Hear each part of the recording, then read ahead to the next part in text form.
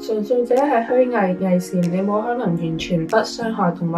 咁做純素者有咩用呢？喺呢度我想重複一次純素主義嘅定義。純素主義係指一種無論用作食物、衣物或者其他任何目的，喺切實可行嘅範圍內盡可能地排除對動物嘅任何形式嘅剝削同殘酷對待嘅一種生活方式。好不幸地，只要人類有一日喺地球上面存在，就算我哋冇心，都會對其他嘅生命造成某程度上嘅傷害。但係當我哋討論到 veganism 嘅時候，一個人嘅行為嘅出發點係非常重要。我諗大家都會同意，如果有個人揸車嘅時候，路邊突然之間有隻狗衝出嚟，呢個人唔小心撞死嗰隻狗，同埋一個人蓄意去繁殖一隻狗，然之後喺佢唔需要嘅情況之下殺死嗰隻狗，去獲得隻狗嘅肉或者皮毛或者奶，兩者絕對係有分別喺度嘅。的而且確喺收割農作物嘅時候，會有啲動物，例如老鼠或者昆蟲，會被意外地殺死。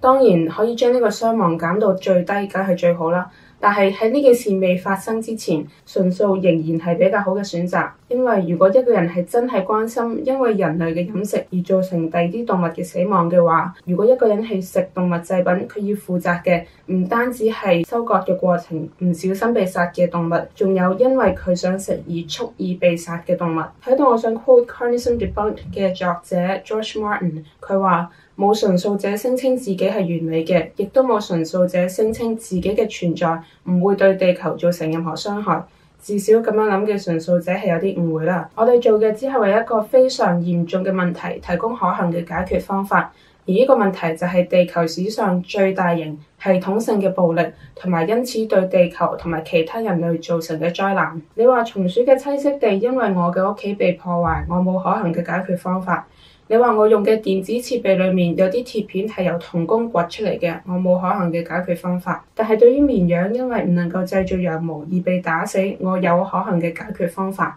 對於生殖系統一生被侵犯，然之後生出嚟嘅 BB 被拐走，跟住自己被殺嘅乳牛，我有可行嘅解決方法。對於地球嘅肺部亞馬遜森林持續被砍伐嚟種植羊嘅飼料，我有可行嘅解決方法。對於蛋葉裏面活生生被剪碎或者窒息而死嘅雄性小雞，我有可行嘅解決方法。我已經講咗好多次，而呢個可行嘅解決方法就係純素主義。再講要完美根本冇可能，咁我哋做嚟有咩用呢？根據呢個邏輯嘅話，如果一個消防員見到一棟被火燒嘅大廈，佢覺得佢救唔晒所有人，係咪就唔需要嘗試去救人呢？呢個講法似乎都係喺有人反對 veganism 嘅時候先會出現。大家有冇聽過有人話，因為冇可能完美，所以我哋唔使努力爭取女權、同志平權或者民權呢？要呢個世界完全冇殺人案，基本上係冇可能嘅。咁我哋係咪唔使嘗試去防止殺人案呢？更加重要嘅係，我哋係咪就有藉口